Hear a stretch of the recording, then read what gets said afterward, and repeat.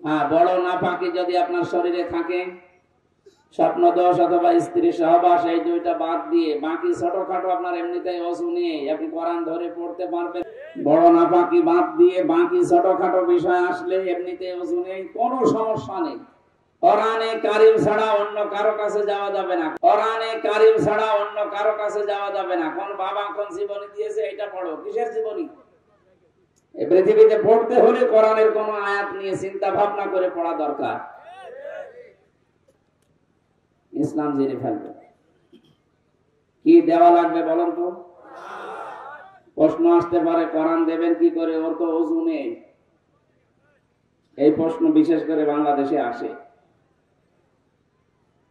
কোরআনে কারীম সূরা ওয়াকিয়ার 77, 78, 79 নাম্বার আয়াত দিয়ে আমরা দলিল দেই যে ওযু ছাড়া কোরআন শরীফ ধরা যাবে না। এটা একটা সূক্ষ্ম ষড়যন্ত্র। যদিও মতভেদ আছে শব্দটা নিয়ে, কিন্তু তারপরও আমার মনে হয় ষড়যন্ত্র এটা। আল্লাহ পাক বলেন, ইন্নাহু লাকুরআনুন কারীম ফি কিতাবিম মাকনুন লা ইয়ামাসসুহু ইল্লাল মুতাহহারুন তানজিলুম মির রাব্বিল আলামিন।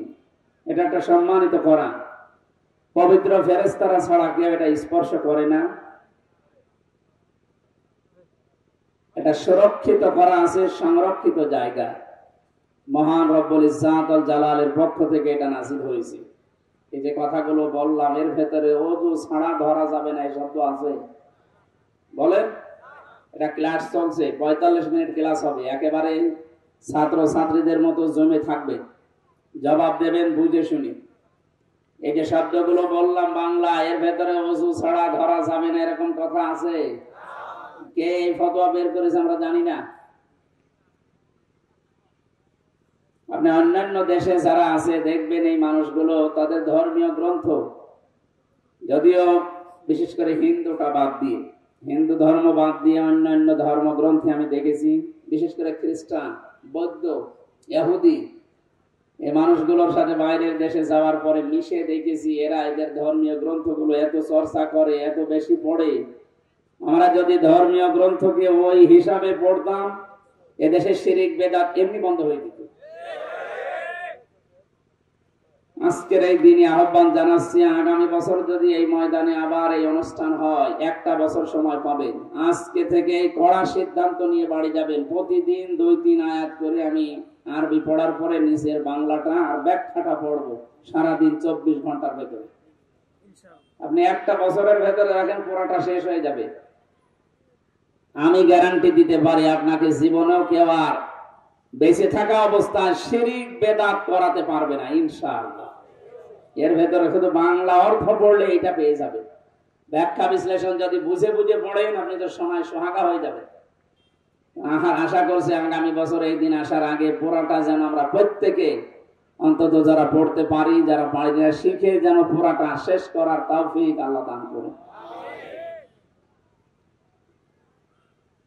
এখানে যে শব্দগুলো আছে ব্যাখ্যা বিশ্লেষণ করলে আমরা যেটা দেখি, ফি কিতাবিন মাকনুন, মাকনুন শব্দের শাব্দিক অর্থ সুরক্ষিত জায়গা। মুতাহহারুন শব্দের শাব্দিক অর্থ দুইটা, একদিকে পবিত্র আর একদিকে নিষ্পাপ। এখানে যে কথাগুলো আল্লাহ জানিয়েছেন সেটা হচ্ছে যে হু লা ইয়ামাসসুহু, এই হু দিয়ে আল্লাহ আরশ মহল্লা যেখানে কোরআনে কারীম লেখা আছে লাউহে মাহফুজ, এইটার দিকে ইঙ্গিত দিয়েছেন যে এখানে যে কোরআনে কারীম আছে এই ফলক, এইটা সম্মানিত এবং নিষ্পাপ ফেরেশতারা ছাড়া কেউ স্পর্শ করে না। এটা দুনিয়ার জন্য না। হ্যাঁ, বড় নাপাকি যদি আপনার শরীরে থাকে, স্বপ্ন দোষ অথবা স্ত্রী সহবাস, এই দুইটা বাদ দিয়ে বাকি ছোটখাটো আপনার এমনিতেই ওযু নেই, আপনি কোরআন ধরে পড়তে পারবেন না, আপনি জীবন চালাবেন কি দিয়ে? কথা বুঝে আসেনি মনে হয়। আমি আবার বলছি, হ্যাঁ, আরবি কোরআন যেটা শুধু আরবি টু আরবি লেখা, ওইটা বাদ দিন। আপনি যেটা ব্যাখ্যা লেখা আছে, বিশ্লেষণ করা আছে, তাফসীর করা আছে, সে যে ভাষায় হোক, আপনি ওযু না করে ধরতে পারবেন না, পড়তে পারবেন না, তো আপনি জীবনটা চালাবেন কি দিয়ে? একটা মানুষ যদি 70 বছর বেঁচে থাকে, 70 বছর ওযু করে থাকা সম্ভব? খুব বেশি হলো মনে হয় 15 থেকে 20 বছর একাধারে ওযু করা সম্ভব। বাকি 30-35 বছর ওযু থাকা সম্ভব না, কারণ ঘুমের ভেতরে যায়, এমনিতে বাইরে সময় যায়। ওরা একটা সত্য ষড়যন্ত্র লাগিয়ে কোরআনে কারিম থেকে জাতিকে দূরে রাখার একটা পায় তারা। এটা আমি কথা বোঝাতে পেরেছি আশা করছি। বড় নাপাকি বাদ দিয়ে বাকি ছোটখাটো বিষয় আসলে এমনিতে ওজনে কোনো সমস্যা নেই। কোরআনে কারিম ছাড়া অন্য কারো কাছে যাওয়া যাবে না। কোন বাবা কোন জীবনী দিয়েছে এটা পড়ো, কিসের জীবনী? এই পৃথিবীতে পড়তে হলে কোরআনের কোন আয়াত নিয়ে চিন্তা ভাবনা করে পড়া দরকার। আল্লাহ রাব্বুল আলামিন এই জন্য সবার জন্য যেহেতু উন্মুক্ত ওপেন করে দিয়েছেন। লরেন বুথ একটা খ্রিস্টান, মাস্টার্স করা ডক্টরেট করা একটা মেয়ে এসে বলছে আপনাকে এই যে কোরআন শরীফ তুলে দিলাম আর এই যে সিয়াসিত্তা হাদিসের ব্যাখ্যা, ও বলছে আমি 3টা বছর একাধারে পড়লাম, আনাকম জানাকম পড়ি নাই, বোঝার পরে চিন্তা ভাবনা করে পড়েছি। 3 বছর একাধারে পড়া কোরআন শেষ করার পরে আমি 53 জায়গায় লাল দাগ দিয়েছিলাম যে ভুল পাওয়া গেছে। কিন্তু আমি যখন মুসলমান হয়ে গেছি তখন সাংবাদিক সম্মেলন করে বলেছি, দেখেন আমি একজন খ্রিস্টান, তামাম দুনিয়ায় সবচাইতে বেশি মানুষ বাস করে খ্রিস্টান ধর্মে। সেই ধর্ম বাদ দিয়ে পৃথিবীর দ্বিতীয় স্থানে আছে ইসলাম। ইসলাম ধর্ম আমি গ্রহণ করছি, এই কারণে এদের এই ধর্মীয় গ্রন্থ কোরআনে কারিমে আমি 3টা বছর ব্যাখ্যা সহ খুব ভালোভাবে বুঝে বুঝে পড়েছিলাম। 53 জায়গায় আমি লাল দাগও দিয়েছিলাম যে ভুল পাওয়া গেছে। আশ্চর্য, যেখানে ভুল ধরি দেখি তার আগের আয়াতে পরের আয়াতে এই ব্যাখ্যা, এই ভুলের সমাধান আল্লাহ 1500 বছর আগেই দিয়ে দিয়েছে। আমার জীবনের ভুল ধরা পড়ে গেছে। আমি আর আমার ওই খ্রিস্টান ধর্মে নেই, আমি মুসলমান হয়ে গেলাম। আপনারা চাই মনে করে এই মহিলাকে ওই দিন যদি এই মুসলমান কোরআনে কারিম না দিয়ে বাবার জীবনী দিত, ও তো মনে হয় মুসলমান হয়ে যেত।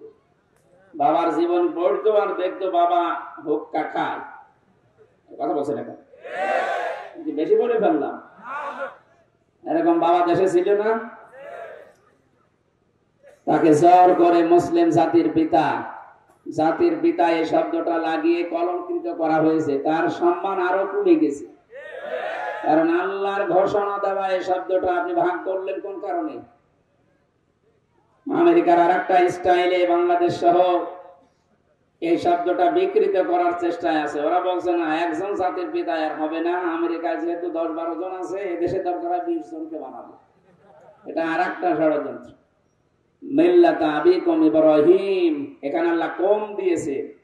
তোমাদের সবার জন্য জাতির পিতা হিসাবে আমি নিজে ঘোষণা দিলাম, তার নাম ইব্রাহিম। হুয়া সাম্মাকুমুল মুসলিমিন, তিনি তোমাদের নাম মুসলমান রেখেছেন।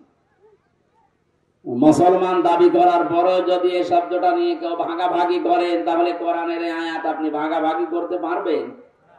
সুতরাং মীমাংসিত বিষয় নিয়ে আমার মনে হয় সামনে যেন আর কেউ ঝামেলা না করে, করলে আপনি অপমান হবে। কথা বলেন না কেন? সে আপনি একক ভাবে করতে চান আর 10-15 জন 20 জনকে বানাতে চান, অপমান হবে। এটা ফাইনাল মীমাংসিত বিষয়। কোরআনে কারিমে 1500 বছর আগে আল্লাহ জানিয়েছে, ক্বালা ইন্নী জাইলুকা লিন-নাসি ইমামা, লিল মুসলিমিনা ইমামা না, লিন-নাসি ইমামা। পৃথিবীতে যত মানুষ আছে সবার জন্য আমি তোমাকে নেতা বানিয়ে দিলাম।